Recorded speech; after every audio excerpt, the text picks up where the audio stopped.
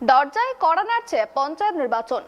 গ্রাম পঞ্চায়েতের ক্ষমতা দখলের লড়াইয়ে ময়দানে কোমর বেঁধে নেমে পড়েছে শাসক বিরোধী সকল রাজনৈতিক দল। জোর কদমে প্রচার চালাচ্ছে সকল রাজনৈতিক দলের নেতৃত্বরাই। এরই মাঝে নতুন করে বিতর্ক ছড়ালো রায়গঞ্জ ব্লকে।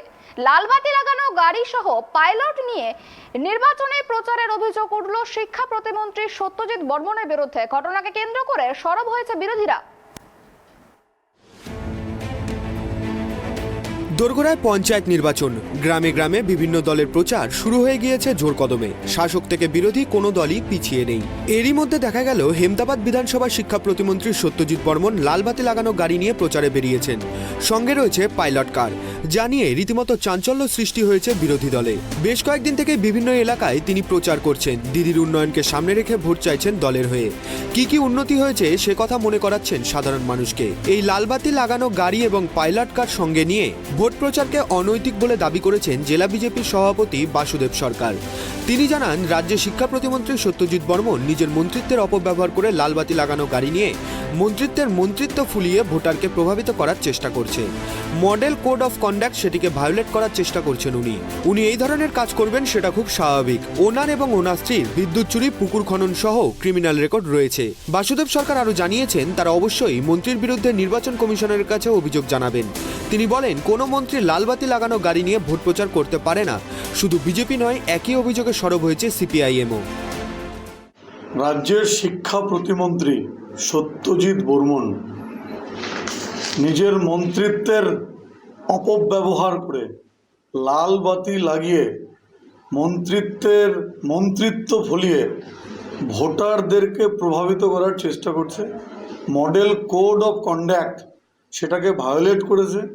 উনি ভায়োলেট করবে স্বাভাবিক আছে, কারণ ওনার এই ধরনের ক্রিমিনাল রেকর্ডের আগেও ছিল। বিদ্যুৎ চুরি করে তিনি কেস লড়ছেন। তার স্ত্রী পুকুর চুরি করার পর তার টাকা ফেরত দিতে বাধ্য হয়েছে। তো সত্যজিৎ বর্মনের এই যে কোড অফ কন্ডাক্ট ভায়োলেট করা, তার বিরুদ্ধে আমরা অবশ্যই নির্বাচন কমিশনে অভিযোগ জানাবো। এটা কি মানে কোড অফ কন্ডাক্ট ভায়োলেট হচ্ছে? পারেন না উনি এটা করতে? একদম মন্ত্রী হয়ে লাল বাতির গাড়ি ব্যবহার করে কোনো রাজনৈতিক দলের ক্রিয়াকলাপে অংশগ্রহণ করতে পারে না কোনো মন্ত্রী। সরকারি সাংবিধানিক পদাধিকারী হয়ে উনি সেটাকে ভায়োলেট করছেন। স্বাভাবিক কারণে এটাকে মডেল কোড অফ কন্ডাক্টকে ভায়োলেট করা বলে। স্বাভাবিক কারণেই আমরা তার বিরুদ্ধে কমিশনে অভিযোগ জানাবো।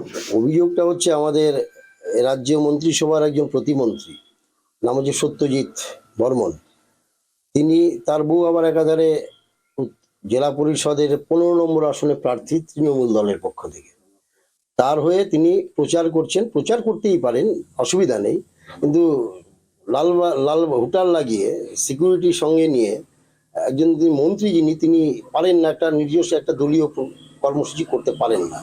এটা করে চলেছেন এবং ধারাবাহিকভাবেই করে চলেছেন। খালি রায়গঞ্জ বলে না, তিনি হেমতাবাদেও যাচ্ছেন, যে এলাকার মন্ত্রী ছিলেন।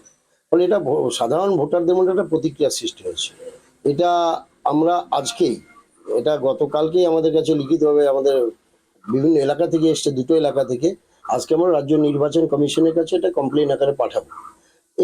এটা যদি চলে, ভোটাররা প্রভাবিত করে ভোটারদের, ফলে একটা ভোটার স্বাধীনভাবে ভোট দেওয়ার যে চিন্তা ভাবনা, তার থেকে তাকে অনেকটা ঘুরপথে হাঁটতে হবে।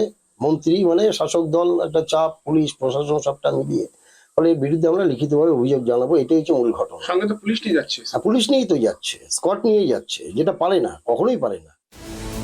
অন্যদিকে সাংবাদিকদের মুখোমুখি হয়ে মন্ত্রী বলেন, বিরোধীদের কোর্টে যেতে বলুন, তারা কথায় কথায় তো কোর্টে যায়।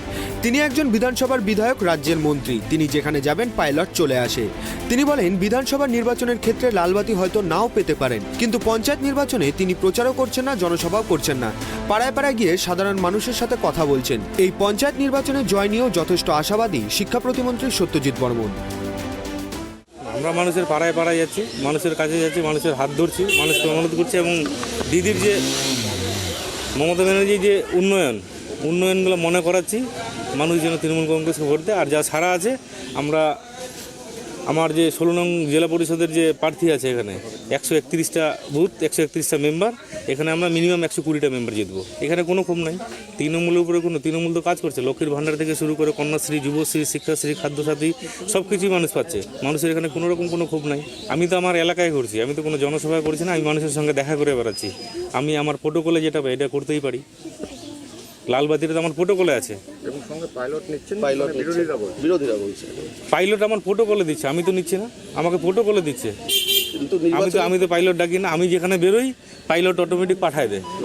ওদেরকে কোর্টে যেতে বলেন, ওদের তো প্রত্যেকটা ব্যাপারে কোর্টে যায় অভ্যাস, ওদেরকে কোর্টে যেতে বলেন, কোর্টে কমপ্লেন করতে বলেন, কেস করতে বলেন। কোর্ট থেকে যদি রায় দেয় তাহলে আমার পাইলট বন্ধ হয়ে যাবে না। এটা তো আমার ইলেকশন না, এটা তো পঞ্চায়েত ইলেকশন, এটা তো বিধানসভা ইলেকশন না। আমি তো বিধানসভার বিধায়ক, আমি তো পশ্চিমবঙ্গ সরকারের মন্ত্রী। এটা বিধানসভা ইলেকশন হলে আমি হয়তো লালবাতি পেতাম না কিংবা পাইলট পেতাম না, পঞ্চায়েত ইলেকশনে তো আমি পাবোই। বিরোধীরা তো বলবেই, বিরোধীরা ওদেরকে কোর্টে যেতে বলেন, ওদের তো কোর্টে সবসময় কোর্টে যায় অভ্যাস, কোর্ট ছাড়া তো এরা কিছু করে না, ওদেরকে কোর্টে যেতে বলেন। আমি যদি আইনে যদি না পাই তাহলে কোর্ট থেকে একটা অর্ডার নিয়ে আসতে বলেন, অর্ডার নিয়ে আসে তো। কমিশনের কি এরকম কোনো বিধি নিয়ম আছে আপনার জানা আছে?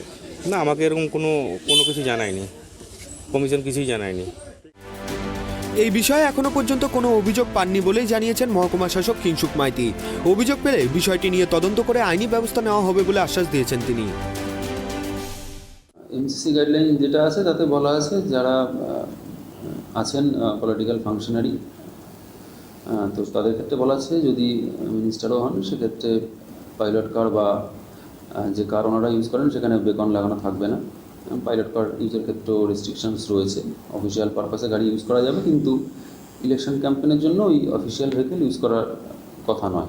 না, এরকম কোনো অভিযোগ মানে জেলা পরিষদের রিটার্নিং অফিসার হিসেবে আমি পাইনি, বা আমার এখানে যারা 4 জন বিডিও সাহেবরা রয়েছেন তারা গ্রাম পঞ্চায়েত এবং পঞ্চায়েত সমিতি রিটার্নিং অফিসার হিসেবেও সেরকম কোনো অভিযোগ পেয়েছেন বলে আমাকে জানাননি।